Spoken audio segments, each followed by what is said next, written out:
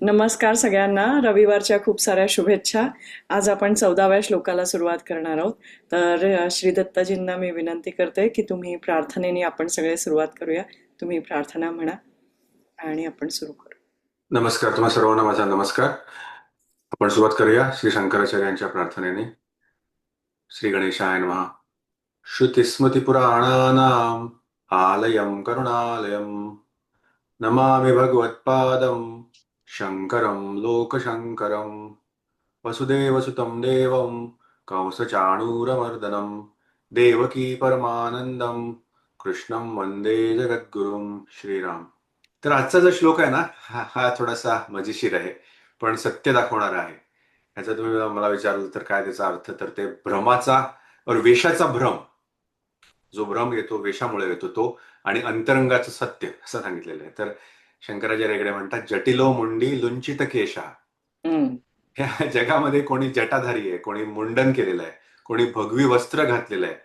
पण हे सगळे, हे जे वेश घेतलेले आहेत ना, ते सगळे उदरनिर्वाहासाठी, पोटापाण्यासाठी घेतलेले बाह्य वेश आहेत. सत्य पाहून सुद्धा हे आंधळे आहेत, ते आंधळे आहेत. तर आपण असा थोडासा मजेशीर श्लोक आहे. तर आतापर्यंत आपण बघितलं की आचार्यांनी आपल्याला देहाची नश्वरता शिकवली, नात्यांचं विचित्रपण शिकवलं, मी कोण हे चिंतनापर प्रश्न दिला, मोक्षाची सोपानं मला दिली, सत्संगांपासून ते जीवनमुक्तीपर्यंत काही सत्य सांगितली. आणि मागच्या सत्रामध्ये आपण बघितलं की सत्संग नौकेचा उपयोग करा, तुम्ही चिंता सोडा, असं त्यांनी सांगितलं. असं एक एक पाऊल पुढे टाकत आपण आलेलो आहे. आणि ही सज्जन संगती ही नौका त्यांनी सांगितली मागच्या वेळेला. मग एक नवा प्रश्न उभा राहतो, राईट? सज्जन कोण? आपण त्याला कसं ओळखायचं, किंवा कसं सज्जन सांगणारे लोक जे सज्जन नाही त्यांना कसं ओळखायचं, राईट? कारण बाह्य जगामध्ये वेश धरून फसवणारेच जास्ती आहेत, आपल्याला माहिती आहे, आपण न्यूज बघत असतो. तर मग या खोट्या नौकेमध्ये, बुडणाऱ्या नौकेमध्ये आपण जर बसलो तर आपण नौकेमध्ये तरुण जाण्याऐवजी बुडून जाऊ. म्हणून काही काही आपल्याला अलर्ट्स देत आहेत तिकडे शंकराचार्य. खरा संत आणि बाह्य वेशधारी याच्यामधला फरक दाखवत आहेत, राईट? आणि या 14व्या श्लोकासाठी आहे. हे थोडस स्पष्ट शब्दात पण हसत मुखाने आणि एक गंमत गोष्ट करून ते थोडस तुम्हाला वेशाला फसून न जाण्यापुरती पूर्वी सांगतात. तर त्याचा म्हणजे जटिलो मुंडी, जटा वाढवलेला, मुंडन केलेला, लुंछित केशा म्हणजे केस उपटून काढलेला, म्हणजे जैन साधू वगैरे असतात त्यांचं हे केलेलं आहे ते, आणि भगवी वस्त्र घातलेला, आणि अनेक प्रकारचे असे वेश धरलेला, पश्यन्नपी च न पश्यन्ती म्हणजे पाहत असून सुद्धा तो पाहत नाही, म्हणजे खरं सत्य तो पाहत नाहीये. तर ही नुसती आपली हा मूर्खपणा आहे. मूर्ख लोक पोटापाण्यासाठी उदरनिमित्तम बहुकृत वेशा यांनी अनेक वेगवेगळे वेश केलेले आहेत. तर त्याचा भावार्थ असा की कोणी जटा वाढवलेला आहे, कोणी मुंडन केलेलं आहे, कोणी केस उपटून काढलेला आहे, कोणी भगवी वस्त्र घातलेलं आहे, असे अनेक वेश धारण केलेले अनेक लोक आहेत. पण हे डोळ्यांनी पाहत असून सुद्धा खरे सत्य पाहत नाहीत, म्हणजे हे ज्ञानी नाहीत, सज्जन नाहीत, ते मूर्ख आहेत. कारण ते सर्व वेश ते फक्त पोट भरण्यासाठी करतायत. तर आता आपण त्याच्यात थोडं डिटेल डीप डाईव्ह मध्ये करूया. पहिल्यांदाच हे तुम्ही वाचला तर म्हणाल, अरे बापरे, शंकराचार्य स्वतः संन्यासी, भगवे वस्त्र घालणारे, हम्म. मठाधीश, मठ ओपन केलेले, हम्म. हम्म. तरी सुद्धा ते भगव्या वस्त्रावरती हल्ला करतात की काय?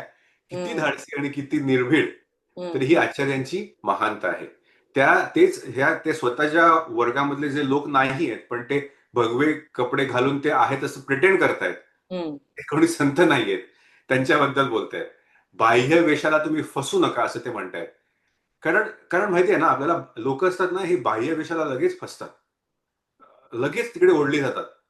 बघतात, अरे हा माणूस तर काय कुठली तरी गाडी चालवतो, पण ती गाडी चोरून गेली आणली असते, काही कळत नाही. कधी कधी अशा गोष्टी होतात, आपण न्यूज बघतो त्याच्यामध्ये, की मर्सिडीज घेऊन आला लोक आणि मला म्हणा, अरे किती रिच माणूस आहे हा, पण खरी ती चोरलेली गाडी असते आणि त्यालाही शेंड्या लावतो नंतर तो. तसं तिकडे आध्यात्मिक स्तरावरती आपण कधी कधी लोक बघतो, जे भगवी वस्त्र, जटा, टिळक, माळा लावलेल्या आहेत, आपण त्यांना नमस्कार करतो, पाया पडतो, पैसे देतो, पण त्यांच्या खरोखर आतमध्ये काही आहे का? आणि असेच इकडे आचार्य तुम्हाला धोक्याची इकडे हे देत आहेत की, अरे बाबा, नौका शोधताना, ही ती सत्संगाची नौका शोधताना, गुरु शोधताना सावध राहा. नुसता वेशावरून तू निर्णय घेऊ नकोस. आणि गंमत आहे ना, एक एक ते थोडंसं आहे, मी कुठे त्याच्याबद्दल वाचलं होतं की इथे सगळ्यांवरती ते taking he is taking everything alike.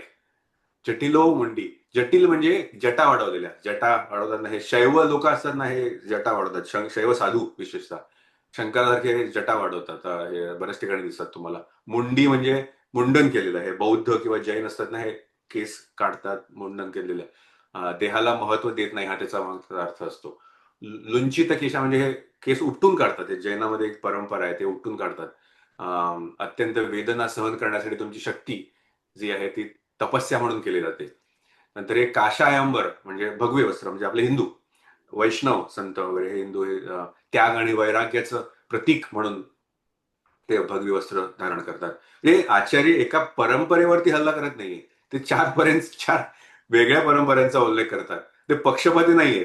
ते म्हणतात ठीक आहे, तर परंपरा कोणतीही घ्या, वेश असो वा वर्तन, पण जोपर्यंत आतमध्ये बदल नाही, आतमध्ये ज्ञान नाही, तोपर्यंत हे सर्व व्यर्थ आहे. ही त्यांची सर्वसमावेशक दृष्टी आहे. माझा संप्रदाय बरोबर आहे, बाकीचा चुकीचा, असं काय नाहीये. पण ढोंगीपणाला, सगळीकडे जो ढोंगीपणा दिसतो तिकडे त्याला ते विरोध करतात. आता दुसरा त्यांनी शब्द वापरलाय बहुकृत वेषा, राईट. म्हणजे अनेक प्रकारचे वेष आहेत. कशासाठी, तर उदरनिमित्त, पोटासाठी. तर हे आचार्यांची स्टाईल आहे, पोटासाठी वेश घेतात. नंतर म्हणतात ते पश्यन्नपी न पश्यन्ती, म्हणजे याचा काय, तर हा एक मार्मिक त्याच्यामधला आहे. पाहत असूनही पाहत नाही. कोण आहे असा पाहत असूनही न पाहणारा? दोन्ही जण जे वेश घेऊन तुम्हाला फसवतात, त्यांना अंतरंगामध्ये सुख नाहीये, ज्ञान नाहीये. ते पाहत असून सुद्धा पाहत नसणारे आहेत. आणि जे लोक त्यांच्यावरती भुलतात, ते सुद्धा तसेच लोक आहेत, राईट. पाहत असूनही पाहत नसणारे, राईट. कारण वेषधारी डोळ्यांनी जग जे बघतो, लोकांना पाहतो, पैसा पाहतो, पण स्वतःचं स्वरूप तो माणूस बघत नाहीये. तो लोकांना फसवतोय. आणि जे काय मिळवायचं नव्हतं त्याच्या मागे तो लागलेला आहे, राईट. आणि नंतर दुसरा आहे तो वेश भुलणारा, त्याला नमस्कार करणारा, राईट. हा कदाचित माणूस खऱ्या संतांच्या शोधात असेल, खरं दुःख निवृत्तीच्या शोधात असेल, पण त्याला दृष्टी नाही, डोळे आहेत पण दृष्टी नाही, राईट. बाह्य वेशधाराच्या मागे तो चाललाय. म्हणजे डोळे असून सुद्धा आंधळेपण हा खरं म्हणजे शाप आहे, राईट. आणि समाजामध्ये किती लोकांना तो लागलेला आहे आपण बघतो. ते न्यूज येतात कधी कधी, हे साधू पकडले, जेलमध्ये गेले, काय काय असे असे आहेत. आणि म्हणजे कितीतरी आपण लोक बघतो त्यांची त्यांना आपण आत्मधून बघावं, राईट. म्हणजे हे पण मला कधी कधी वाटतं, राईट. आपण त्यांचं आर्थिक स्थिती बघतो, कपडे बघतो, सौंदर्य बघतो, पण त्यांच्या पलीकडे त्यांचं जीवन आपल्याला माहिती नसतं, राईट. अंतरंगीचा त्यांचं जे आहे ते आपल्याला माहिती असतं. डोळे आपल्याला बाह्य रूप दाखवतात, राईट. पण अंतर्दृष्टी आपल्याकडे नसते, आणि ती आपल्याला गोविंदाच्या नामस्मरणाने मिळते, असं हा पण त्याच्यामध्ये असं मला वाटतं. तर इथे पुढे त्याने एक कठोर शब्द वापरला, राईट. उदरनिमित्तम, राईट. पोटासाठी. हे सगळे वेश हे नुसते पोटासाठी आहेत, तर शंकराचार्य म्हणतात, राईट. आपण बघतो कधी कधी, आणि भारतामध्ये तर हे कितीतरी रेल्वे स्टेशनवर जातो, देवळामध्ये जातो, बाहेर सगळे मोठे रांगा लागलेले असतात. ते कधी भगवे कपडे घातलेले असतात, कधी साधूचे कपडे घातलेले असतात, टिळे लावले असतात, मोठे मोठे केस असतात, आणि कोणी भीक मागत असतात, कोणी काहीतरी सांगत असतात की हे तुला मी करून देतो, ते करून देतो. तो कधी कधी तंबाखू गुटखा पण चढत असतात, कोणी मोबाईलवरती गप्पा मारत असतात, दारू पण कधी कधी पिऊन आलेले असतात.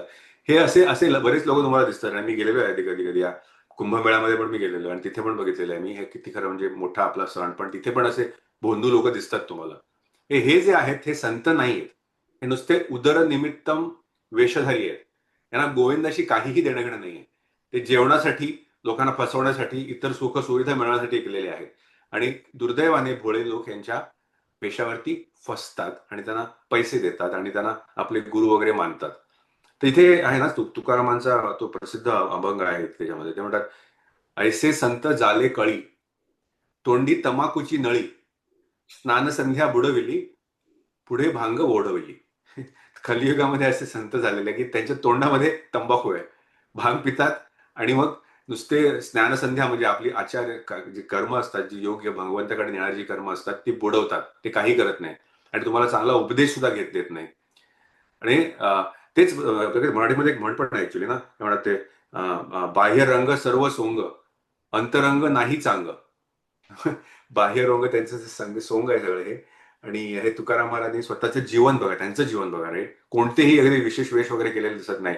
प्रपंची जीवन, साधे गावकरी, वारकरी संप्रदायातले साधे कपडे, संसारात राहून भक्ती केली आणि ते संतपदाला पोचले, परमपदाला पोचले. पण अंतरंगामध्ये गोविंद आहे, मुखी भगवंताचं नाम आहे. आपण म्हणतो वारकरी संप्रदाय आपण बघतो, वारीमध्ये कसे असतात ते, कसा वेश असतो, साधेपणे चाललेले असतात, पण मुखी भगवंताचं नाम असतं. पांडुरंगाच्या ओढीने चालत असतात, भक्तिप्रेमाने नाहून निघालेले असतात. साधी माणसं असतात, पण कशी ते अगदी भगवंताच्या नामस्मरणामध्ये लीन होऊन जात असतात. वेश साधा पण मोठे विचार, साधी राहणी, उच्च विचारसरणी, हे एक महत्वाची गोष्ट आहे. तर इथे मी थोडासा एक ब्रेक घेतो. लवकरच ते आषाढी एकादशी येते, तर मला एक आठवण झाली. एक अशा पांडुरंगाच्या भक्त होत्या त्या. आणि एक डॉक्टर आमच्याकडे यायचे, माझ्या काकांकडे. तर त्या डॉक्टरांनी सांगितलेली गोष्ट आठवली मला, की त्या बाई दरवर्षी त्यांच्याकडे यायच्या ट्रीटमेंटसाठी, कसं चाललंय काय चाललंय. आणि मग शेवटी कळलं की त्या बाईंना 4th स्टेजचा कॅन्सर आहे. तर ते त्या वेळेला डॉक्टरांना कठीण झालं, त्यांना कसं सांगावं की काय रिपोर्ट आहे काय आहे. तर त्या बाईच हसल्या आणि त्या बाई डॉक्टरांना म्हणाल्या, अहो काय घाबरताय, पांडुरंगाकडे जायची वेळ आली आहे ना, काय हरकत आहे, तिथंच जायचंय. तर आईला काळजी माझी, तुम्ही कशाला घाबरताय. असतात सामान्यांमध्ये सुद्धा काही व्यक्ती असामान्य असतात, त्यांची जी परमेश्वरावरती असलेली भक्ती असते, जो भक्तिभाव असतो, तो असामान्य असतो. आणि एक विश्वास असतो की जाणार माहेरी जाणार, विठ्ठलाकडे जाणार, त्यात काय, खूप सुखाचं आहे, तुम्ही नका घाबरू. असं म्हणजे तो जो विश्वास आहे ना, ती गोष्ट ऐकल्याची आठवते मला एकदम, तुम्ही जे सांगितलं ते, की हे भौतिक जीवनातलं शिक्षण आणि पैसा आणि आध्यात्मिक जीवनातल्या अचीवमेंट्स ह्याच्यामध्ये फार फरक आहे. आणि ती क्षमता, योग्यता ही प्रत्येकाला मिळवता येते. आणि ती जर इच्छा असेल तिथे मार्ग असतो. आणि हे जे शंकराचार्यांनी जे सांगितलं ते त्या काळात सुद्धा होते. म्हणजे हे अशी ढोंगी आणि खोट्याडी माणसं त्या काळामध्ये सुद्धा होती, जी अशी जटा वाढवून किंवा मुंडन करून त्यांना पैसे मिळवण्यासाठी, उदरनिर्वाहासाठी त्यांनी हा मार्ग निवडणारी माणसं. पण धर्मक्षेत्री अशी बरीच माणसं बघायला मिळतात आपल्याला, कुठल्याही धर्मक्षेत्रामध्ये. म्हणजे मग ते अगदी पंढरपूर असो किंवा तुम्ही काशीला विश्वेश्वराला गेलात तरी सुद्धा, गंगा घाटावर गेलात तरी सुद्धा, तिथे असे प्रचंड माणसं तुम्हाला भेटतात की तुम्हाला ते सतत दानधर्म करण्यासाठी सांगत असतात, की ही पूजा करा, ती पूजा करा, हे करा, मला 10,000 द्या, 20,000 द्या, 50,000 द्या, 1,00,000 द्या. त्या मागण्याला आणि त्या लोभाला काही अंत नसतो. आणि ह्याचं खूप घाण वाटते खरं सांगायचं तर, असे घृणा, असं खूप खूप घाण वाटतं हे. एस्पेशली मला असं वाटतं की जेव्हा काही माणसांच्या कुटुंबामध्ये मृत्यू झालेला असतो किंवा काही झालेलं असतं, तर त्या वेळेला सुद्धा ही माणसं ही आपल्याकडे खूप पैसे मागतात. तेव्हा ते कुटुंब आधीच खूप दुःखात असतं आणि कठीण परिस्थिती असते. कुणाचे जर वडील गेले असतील, कुणाचं जर कुटुंब प्रमुख गेला असेल आणि समजा मुलं लहान असतील, पत्नी पण वयाने लहान असेल, तर त्या कुटुंबावर एक प्रचंड मोठी संकट आलेलं असतं. त्या संकटाच्या काळी सुद्धा ही मंडळी तुमच्याकडे पैसे मागत राहतात. आणि मग त्या परिस्थितीमध्ये फार विचित्र होते त्या घरच्या लोकांची अवस्था. त्यामुळे मला असं वाटतं की स्वतःची बुद्धी, स्वतःचा विवेक हा जागृत ठेवला पाहिजे आणि बुद्धिमत्तेने काम केलं पाहिजे. कोण खरा कोण खोटा हे ओळखता आलं पाहिजे. आणि त्या काळात सुद्धा आपल्याला आद्य शंकराचार्यांनी अलर्ट केलंय की हे जे असे लोक आहेत हे साधू नाहीत. हार्वर्डचा एक स्टडी आहे सायकोलॉजी मधलाच, की एन्क्लोज्ड कॉग्निशन. तुम्ही जेव्हा डॉक्टरचा रोब घालता, यू थिंक डिफरंटली. तुम्ही जेव्हा कन्स्ट्रक्शन वर्करची हॅट घालता, यू थिंक डिफरंटली.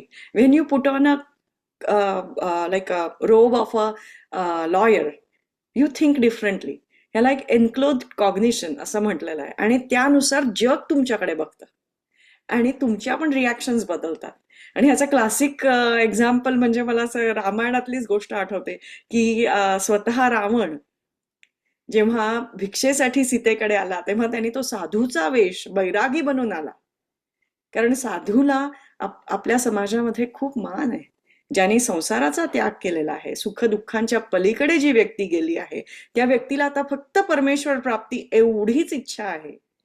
अशा व्यक्तीला आपण खूप मान देतो. आणि देवी सीतेनी पण तेच केलं. जेव्हा रावण भिक्षेसाठी आले त्यावेळेला अ, भिक्षुकाला नाही कसं म्हणायचं, ते पण योगी बैरागी अशा ह्याला नाही कसं म्हणायचं, म्हणून तिने ती भिक्षा दिली आणि त्यातनं पुढे रामायण घडलं. पण मला स्वतःला ह्या अशा भोंदू आणि ढोंगी लोकांबद्दल अत्यंत चीड आहे. अशा लोकांना मी एक पैसाही देत नाही, एकही पैसा देत नाही. म्हणजे नाहीच देत. आणि त्वरित माझा वेग वाढतो अशा लोकांपासून आणि मी निघून जाते. त्यामुळे मला असं वाटतं की हा श्लोक पण महत्वाचा आहे. स्वतःला सांभाळावं माणसाने, स्वतःचं डोकं स्वतःच्या खांद्यावर ठेवावं आणि ते फक्त परमेश्वरासमोर नतमस्तक व्हावं. बाकी कोणाहीपासनं लांब राहावं, स्वतःला सांभाळावं माणसाने.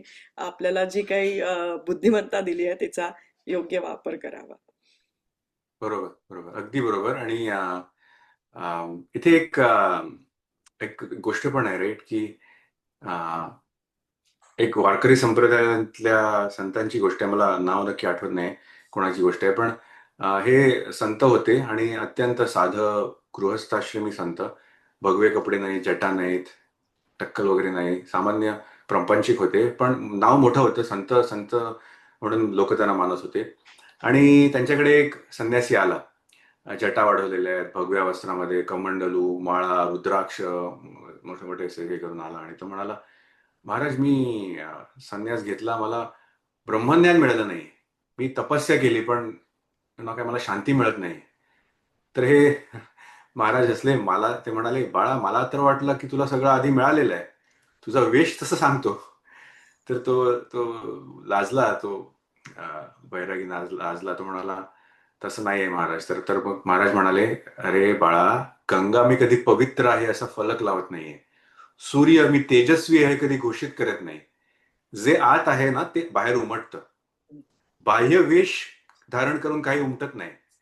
आणि जो कोणी असं बाह्य वेश दाखवून काहीतरी करण्यासाठी, काहीतरी दाखवण्यासाठी धावतो, तो आपलंच हानी करतो, आपलीच हानी करतो. आपल्याला आपलं जे धन, आतलं जे धन आहे ते आपण ते व्यर्थ वाया घालवतो. आणि आपण बघतो ना, हे लोक असे प्रॉब्लेम मध्ये पण येतात. हे डोंगी लोक असतील ना, की आपण एकदा लोकांना कळलं की मग ते लोकांना चप्पल हे मिळतात त्यांना. सो त्यांना, आणि ही तर म्हणजे संसारातली गोष्ट, भगवंताच्या दरबारचे जे जे नियम आहेत त्यांनी तर सिव्हिअर पनिशमेंट्स, राईट. तर ते ते पण एक आहे. दुसरी गोष्ट आहे ना, की मला एक असं वाटलं की ना, की हा जो श्लोक फक्त त्यांच्यासाठीच नाहीये, राईट, हे आपल्यासाठी सुद्धा आहे. आणि शंकराचार्याने एक आरसा दाखवतायत आपला, राईट. हे नुसते बाहेरचे साधू आणि त्यांचे वेश ह्याच्याबद्दल बोलत नाहीयेत ते, तर आपले वेश, राईट. आपण किती वेश पकडतो, राईट.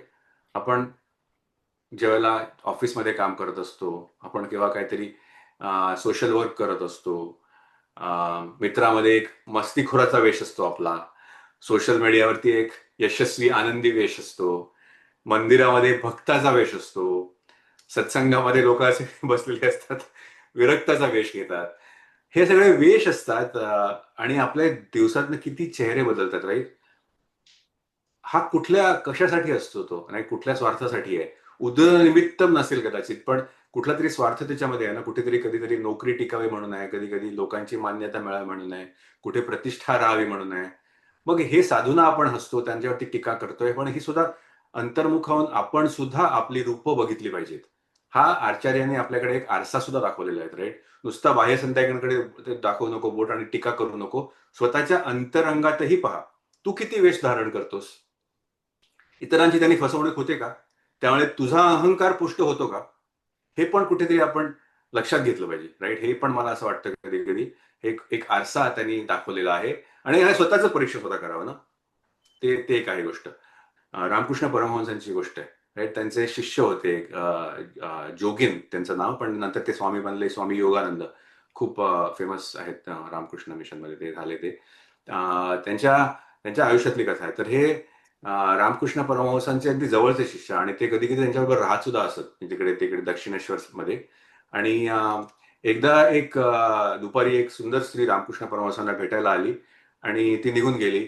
आणि त्याच्यानंतर मग रात्र झाली आणि हे हे जोगीन बघत होते. मग रामकृष्ण परमहंस रात्री त्यांनी बघितलं की ते उठले आणि मध्यरात्री त्यांच्या खोलीतून ते बाहेर पडले.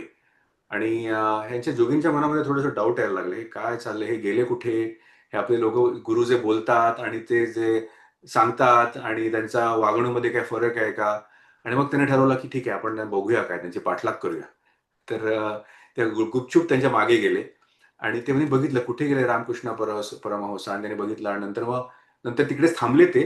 आणि नंतर तेवढ्यातच लगेचच ते रामकृष्ण परत येताना त्यांना दिसले. ते नैसर्गिक विधीसाठी रात्री उठून निघून गेले होते आणि येताना ते पूर्णपणे देवाच्या भक्तीमध्ये मग्न होऊन चालत येत होते. आणि तिकडे त्यांनी त्यांना बघितला. जोगीनच्या वेळेला छोटे मुलगा होता. त्यांना बघितलं आणि ते म्हणाले, अरे जोगीन, तू इकडे कसा आलास रात्री? तर जोगीन म्हणाले, काय? अरे म्हणजे ते घाबरले, म्हणजे त्याच्या तोंडातून शब्द फुटेना. म्हणजे त्यांनी ओळखलं की रामकृष्णाने त्यांच्या मनातलं जे काय चालू आहे ते ओळखलं. आणि पण ते रामकृष्ण परमहंस म्हणजे संतच होते ते, त्यामुळे त्यांनी जोगीनवरती ते काही रागावले नाहीत, ते काही ओरडले नाहीत. ते अगदी प्रेमाने हसत म्हणाले, अरे जोगीन, तू केलंस ते एवढे योग्य केलंस. गुरुवर किंवा साधूवर विश्वास ठेवण्यापूर्वी त्याची दिवसा आणि रात्री दोन्ही वेळा नीट परीक्षा घेतली पाहिजे.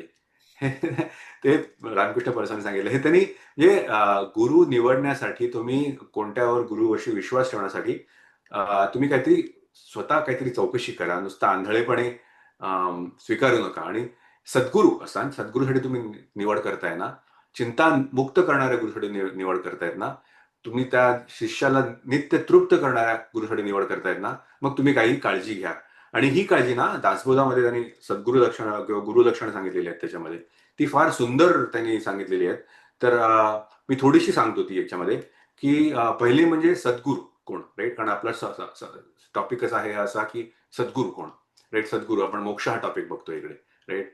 तर सद्गुरू म्हणजे जे मोक्ष देणारे आहेत ते सद्गुरू, राईट? जगामध्ये अनेक प्रकारच्या विद्या आणि कला शिकवणारे गुरु असतात आणि त्यांना तुम्हाला नमस्कार करावा लागतो, त्यांना आदर द्यावा लागतो. पण सद्गुरू हा वेगळा असतो, राईट? ते म्हणतात ते दासबोधामध्ये, जे करामती दाखविती तेही गुरु म्हणजेती, परंतु सद्गुरु नव्हेती मोक्षदाते. आपली माता आणि पिता तेही गुरुची तत्वता, परी पैल पार पावविता तो सद्गुरु वेगळा. अर्थ सरळ आहे, म्हणजे राईट, पहिलं पार नेणारा, संसाराच्या पहिलं तीराकडे नेणारा, मुक्तीकडे नेणारा हा सद्गुरू असतो. मग हा जो असतो हा ब्रह्मज्ञान उपदेशणारा आणि अज्ञान दूर करणारा गुरु असतो. आणि हा जो गुरु असतो तो जीवात्मा आणि परमात्म्याचं त्याच्यामधला जो भेद आहे तो मिटवणारा असतो, राईट? द्वैत मावळून अद्वैताकडे येणारा असतो तो सद्गुरू असतो, राईट? संसार सागरातून मुक्त करणारा असा असतो तो सद्गुरू असतो.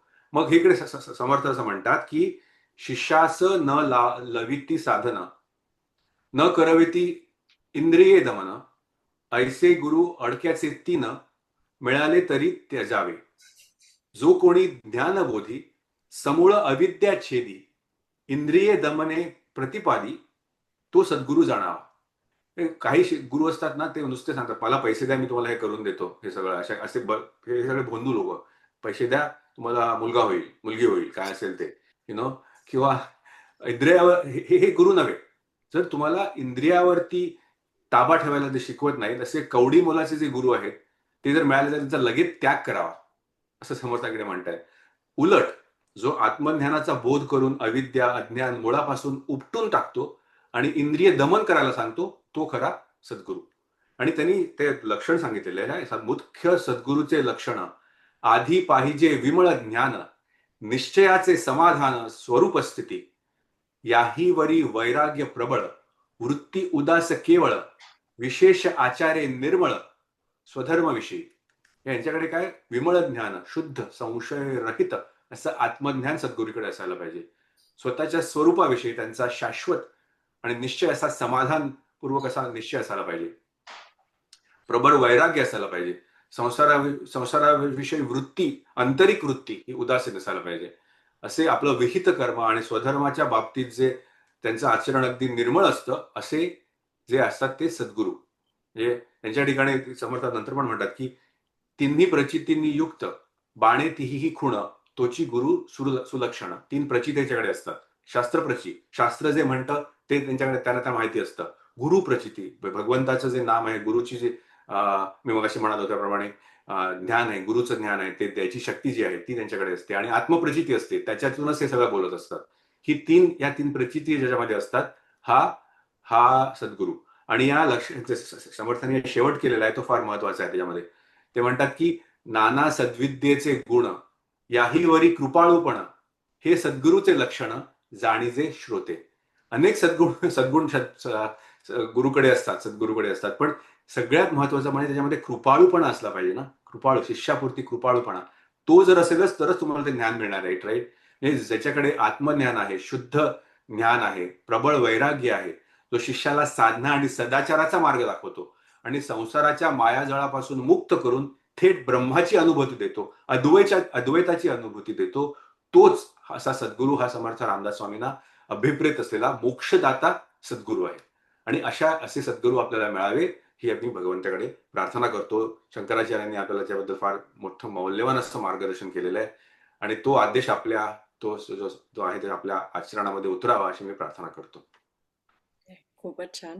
आणि या श्लोकाची सांगता करताना मला स्वतःला असं वाटतं की कृष्णम वंदे जगद्गुरू. कृष्णाने जो गीतेमध्ये अर्जुनाला उपदेश केलेला आहे तो उपदेश सगळ्यांनी म्हणजे ऐकावा, पाळावा. सो आय पर्सनली बिलीव्ह कृष्णम वंदे जगद्गुरू. जगाचा गुरु, जगाचा पिता माता सगळा गोविंद आहे, त्याला विसरू नये. आणि ग्रंथ हेच गुरु हे असं सुद्धा वाटतं की एवढे मोठी लोक होऊन गेली आहेत आणि त्यामुळे ग्रंथ हे वाचावेत जे ज्याच्यावर श्रद्धा आहे. गीता, दासबोध किंवा ज्ञानेश्वरी हे जे मोठे मोठे ग्रंथ आहेत त्यांच्यावर विश्वास ठेवावा, त्यांच्याकडनं शिकावं, वारंवार वाचावं आणि आपला भज गोविंदमचा अभ्यास चालू ठेवूया. पुढल्या आठवड्यात पुन्हा भेटूया 15व्या श्लोकासाठी. तोपर्यंत सगळ्यांना खूप साऱ्या शुभेच्छा. आठवडा खूप छान जाऊ दे आणि पुन्हा भेटू. श्लोक 15वा. सगळ्यांना नमस्कार. नमस्कार. धन्यवाद. धन्यवाद.